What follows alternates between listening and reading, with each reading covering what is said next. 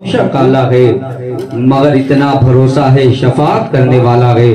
محبتوں کی اس پاکیزہ کائنات میں بیٹھ کر کے سماعت کرنے والی وہ عظیم اور قدیم روایات جسے خانقاہ مقدسات کہا جاتا ہے، میں ان پاکیزہ شخصیات کی موجودگی میں سلام عقیدت پیش کرتا ہوں۔ السلام علیکم ورحمۃ اللہ وبرکاتہ۔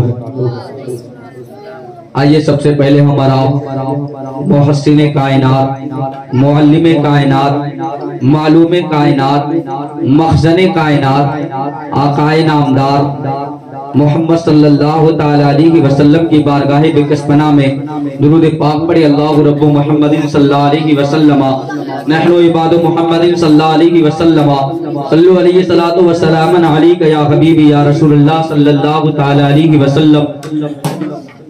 عرش و فرش والے تیری شوقت کا علو کیا جانے، خوش روا عرش پہ اڑتا ہے فریرہ تیرا۔ اور سیدی اعلیٰ حضرت فرماتے ہیں کہ چمک تجھ سے پاتے ہیں سب پانے والے، میرا دل بھی چمکا دے چمکانے والے، اور برستا نہیں دیکھ کر رب رحمت بدوں پر بھی برسا دے برسانے والے۔ اور میں نے درود شریف پڑھنے کو کہا، درود شریف اللہ کی بارگاہ میں اتنا مقبول ہے، اتنا مقبول ہے کہ ایک شاعر کہتا ہے کہ یہ مت پوچھئے ہم کو کیا مل گیا ہے، یہ مت پوچھئے ہم کو کیا مل گیا ہے، جو سوچا تھا اس کے سوا مل گیا ہے۔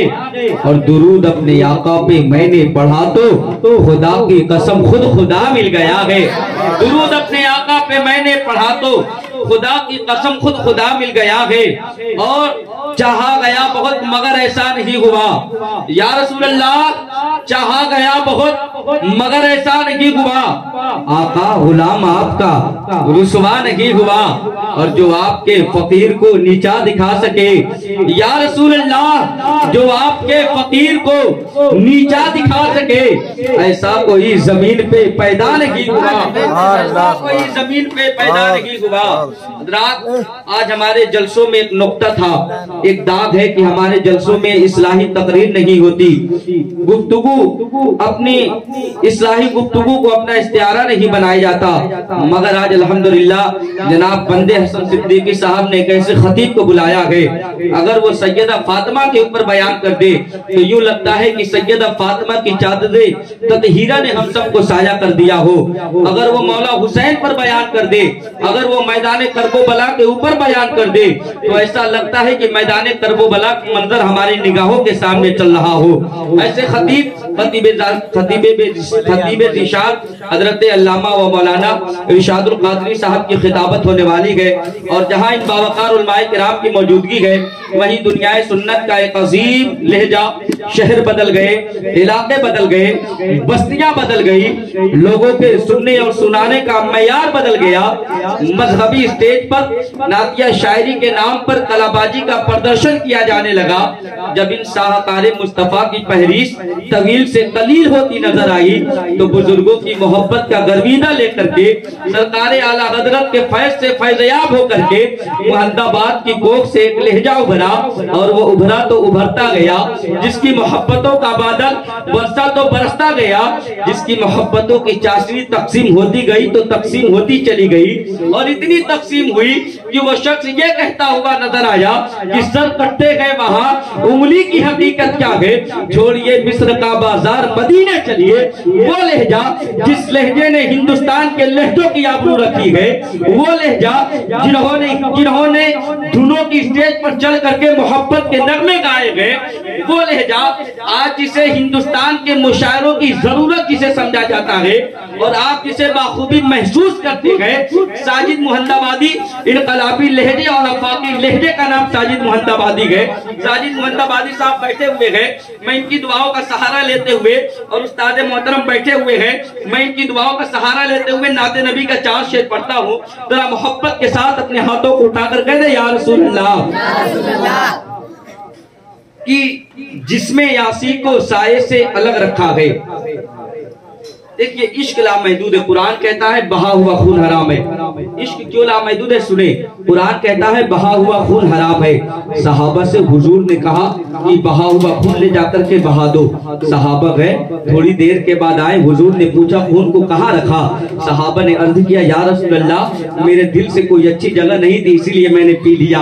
یہ عشق ہے، یہ عشق ہے۔ اب سنیں کہ سولی پر چڑھنے والا شخص کبھی مسکراتا نہیں گئے، مگر حضرت خبیب مسکرا رہے تھے۔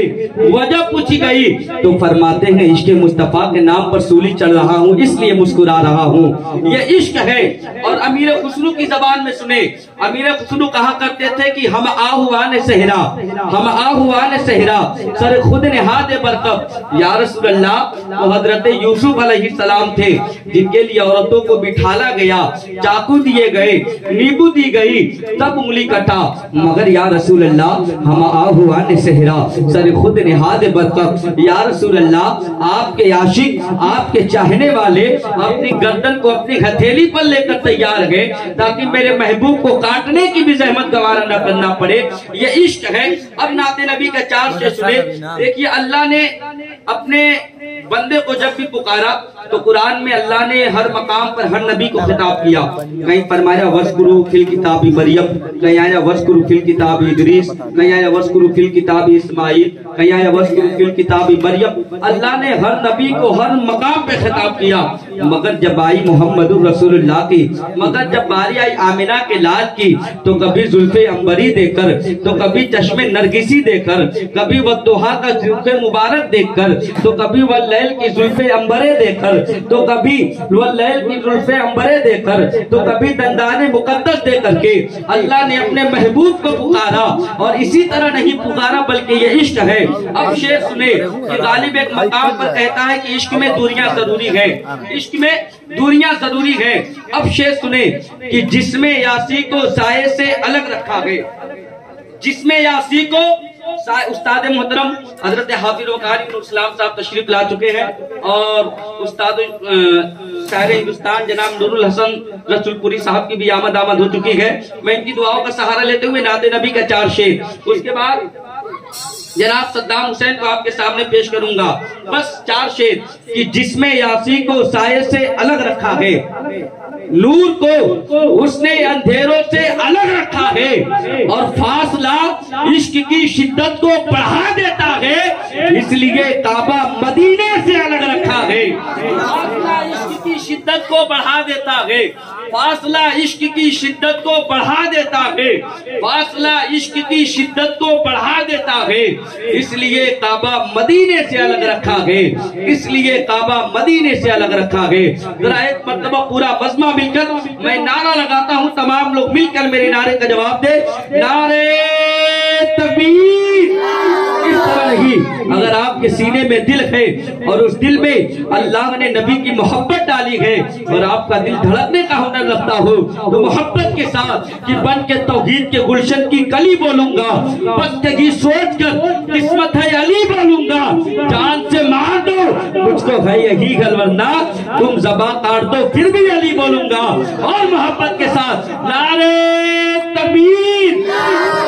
حسینی یاد سے محترم غم جاگ جاتا ہے، دلوں کے زخم کم ہوتے ہیں مرہم جاگ جاتا ہے، اور ادھر چھیڑا کسی نے ذکر کربل کے 72 کا، ادھر سنی کے سینے میں محرم جاگ جاتا ہے، اور محبت کے ساتھ نعرے تکبیر، نعرے رسالت، مسلک اعلیٰ حضرت، جشن عید میلاد النبی، نعرے تکبیر، نعرے رسالت۔ بس ان 4 مصروں کے ساتھ کی دھند میں مطلع انوار جنم لیتا ہے، دھند میں مطلع انوار جنم لیتا ہے، دست کی گود میں گلزار جنم لیتا ہے، اور میرے سرکار کو آنے سے بہت پہلے ہی خیر مقدم کو یہ سنسار جنم لیتا ہے۔